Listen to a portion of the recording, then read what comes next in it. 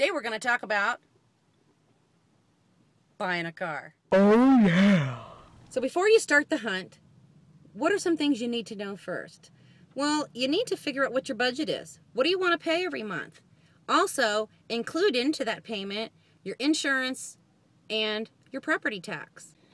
A good idea is going to a dealership. Yeah, you could buy a used car from some guy on Craigslist. But the fact remains, when you work with a dealership, you do get that warranty. And when they take that trade-in in on a used car, they're going to make sure that everything is working, fixed, and safe for you to drive. Gone are the days of having to deal with the used car salesman stereotype. Buying used doesn't mean getting a clunker or a junk heap. But beware of falling in love with a brand new car. It will depreciate by thousands of dollars, and that's like throwing your hard-earned money down the drain. Finding a good used car you can truly afford is completely doable and smart. Additionally, ask who the prior owner was. An older person is more inclined to have taken better care of that car. Speaking of the car dealerships, look, it isn't like it was years ago when you felt like you were going to get scammed and ripped off by them.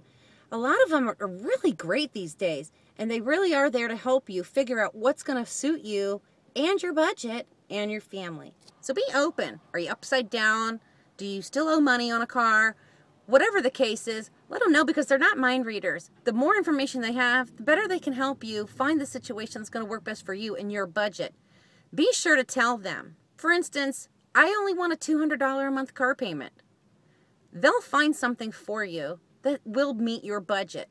Just because you get a loan for the car and a bank says, hey, you can get a car worth $35,000. Well, that's because they say you can, but in actuality, you can't make that high of a payment. Don't listen to them. Go by what's in your budget. Okay, so you finally figured out what your car payment's going to be, what you're going to pay every month between that and your insurance. But before you sign on the dotted line, something else you might want to ask. Something like, what are the needs of me and my family? Is this going to suit all of us? Oh, I love this one. Now, I've got 5 kids, and I need to know, does it seat 7? And for my own sanity, does it come with a DVD player? I really like this Camry, and it's going to save me a lot of money at the pump. Oh yeah. There are so many options out there, but what you want to do is your homework, your due diligence. Because after all, if you don't, who will? And you don't want to get stuck with something you hate later. With all the choices out there, it can be a little bit intimidating.